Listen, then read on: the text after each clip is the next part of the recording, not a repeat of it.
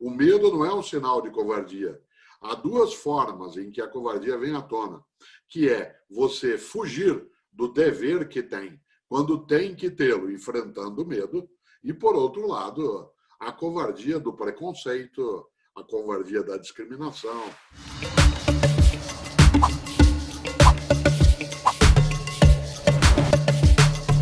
Não sei se vai sair um pouco do tema. O que eu queria saber é sobre o que você acha de covardia.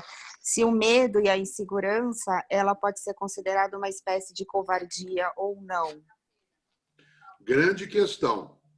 Só para não perder a conexão com o tema que a gente estava antes, né, a religião, ela é uma maneira de nós ganharmos mais força para existir, como eu lembrava, para as pessoas que têm nela uma fé, uma crença, mas a religião, ela não é a expressão de um ato, por exemplo, de covardia, exceto quando a pessoa perde a sua liberdade, a sua autonomia, a sua emancipação, né? Quando a gente olha, uma parte das práticas religiosas, ela é uma entrega. Há uma entrega a uma crença, a uma força ou a inúmeras forças que entenda, né, como superior.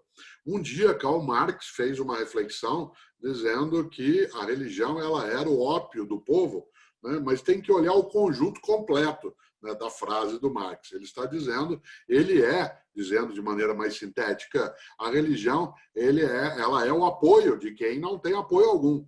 É o suspiro dos oprimidos, é exatamente o lugar para onde as pessoas vão quando elas não têm para onde ir mais. Isso no ponto de partida. Ora, lembrando que Marx é um materialista e, né, tem vários textos em que ele propugna o seu ateísmo, embora, né, neto de rabino, ele tinha essa convicção e sobre ela escreveu também. Volto ao teu tema. Eu não tenho nenhuma dificuldade de ter medo. Aliás, eu até trabalho isso, né, num livro chamado A Sorte Segue a Coragem. A Sorte Segue a Coragem. E lá eu levanto algo que quem está conosco agora sabe, né, que já falei muitas vezes, né? Coragem não é ausência de medo. Coragem é a capacidade de enfrentar o medo. O medo é algo absolutamente necessário para proteger a nossa integridade. Eu, Cortella, completo hoje 60 dias de distanciamento e isolamento social. 40 dias e que eu fiquei prestando atenção no que viria e esses 20 mais recentes, notando de que se eu tenho medo, e isso é uma coisa boa, para não contaminar outras pessoas e nem me contaminar, eu preciso me recluir. Eu posso fazê-lo, eu tenho condição de não sair e, por isso, se eu tivesse que sair, eu me protegeria em todas as condições, né, para que eu não tivesse nenhuma contaminação. Pergunta, será que eu tenho medo do vírus? É claro. Tenho pânico? Não. Se eu precisar enfrentar, eu o farei? Estamos enfrentando. Se eu estivesse na linha de frente, num hospital, numa unidade de saúde, numa UPA, né, tendo estar numa atividade essencial, como está todo mundo que lida com o que não pode cessar, senão nós perecemos, será que eu enfrentaria? Com medo, mas com coragem de enfrentar esse medo. O medo não é um sinal de covardia.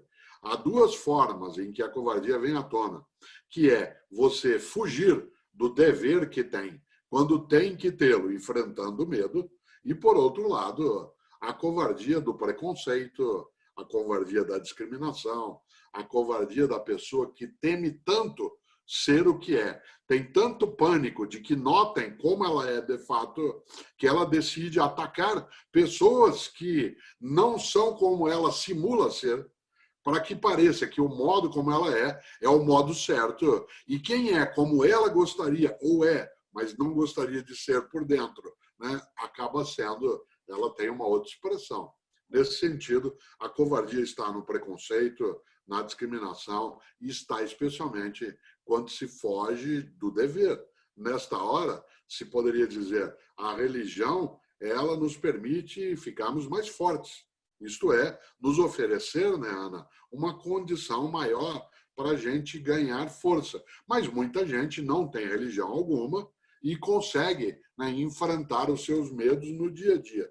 Lembra-se que quem tem um tipo específico de distúrbio que pode vir acompanhando ou não, né, a depressão, como um transtorno, né, quem aqui tem ou já teve ou convive com alguém que tem, sabe disso. Chama síndrome de pânico. Não se chama síndrome de medo. Chama-se síndrome de pânico. Porque o pânico, sim, ele te paralisa e te leva a fugir. Você diz, ué, mas quando eu tenho medo de algo, eu também fujo. Você foge, mas consciente daquilo que está fazendo, porque sabe que não poderá enfrentar daquele modo. E não porque você está em desespero, né, em função daquele enfrentamento. Eu já mencionei algumas vezes uma frase que é citada por Miguel de Cervantes e também por Machado de Assis de outro modo. Nem sempre recuar é fugir.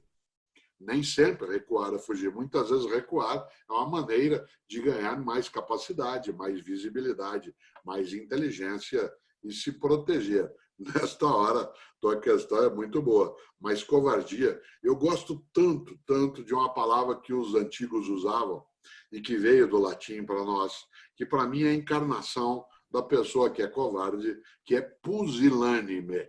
Pusilânime. Quase que a ideia de pusilânime se aproxima de alguém que é uma pessoa nojenta. E não é nojenta em relação à higiene, em relação aos cuidados com o corpo, com a roupa. Ela é nojenta porque ela se acovarda. Ela não diz aquilo que precisa quando está face a face, se esconde atrás de pseudônimos ou de redes sociais em que ela não será identificada e só é valente quando não é notada. Essa pessoa, os latinos diriam, ela é pusilânime. Aí, nesse sentido, a tua questão nos ajuda a pensar sobre pessoas que hoje jamais se acovardam naquilo que tem que fazer, mas pessoas que temem, inclusive, enfrentar o próprio pensamento, o próprio raciocínio, temem olhar para dentro dela mesma. Essa, sim, a gente poderia dizer que o medo se tornou pânico e, ao se tornar, não a síndrome de pânico, que não depende da pessoa, mas aquele pânico de alguém que, tendo um dever a cumprir, não o cumpre.